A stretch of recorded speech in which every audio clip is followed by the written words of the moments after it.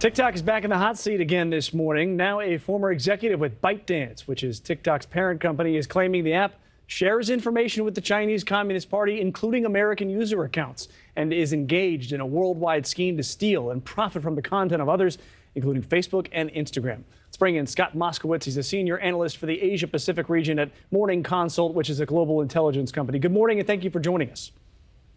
Hi, thanks for having me. It's great to be here. So this is something that ByteDance had said, well, we don't do that. We're not going to be kowtowed by any foreign government. And now we have this lawsuit from a former head engineer. What do you make of it?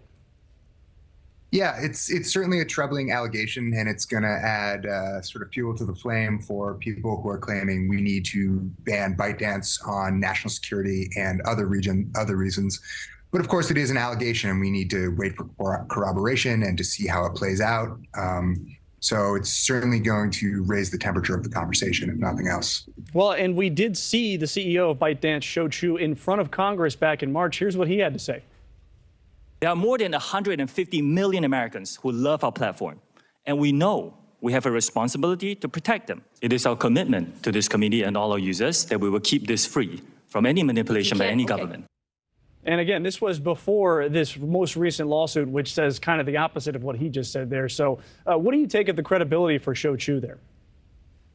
Well, I think one thing we've known from the beginning is that Chinese-based companies, and TikTok is owned by a Chinese company, ultimately are in a tricky position. Even private companies like TikTok, they're under a lot of pressure from the Chinese government. So it shouldn't be a mind-blowing revelation that China could potentially access data or exert pressure, but it certainly will be taken as evidence by the side that says, TikTok is this major national security risk, and we need to do away with them right now. And sticking with China, but from a different context here, Japan's foreign minister issued a warning saying that China and Russia, they are collaborating militarily. And he specifically said that the situation in Ukraine and the situation perhaps in the South China Sea, these situations are not separable. So what does he mean, and what does that mean for the world if Russia and China are closing ties and collaboration?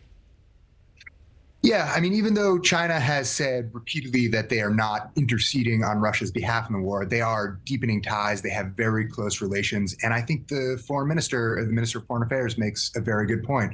One thing he wants to remind potential allies in Europe of is that European security is Asian security and vice versa. I think he's worried that European countries are so focused on the threat in their backyard, they might see China as this disparate issue that would only distract them from their main issues. And that's a real worry for Asian powers who are saying, no, these are the same thing. They want to remind them that, Asian security, the threat from China, the threat from Russia, they're very much linked, and you can't focus on one without focusing on the other.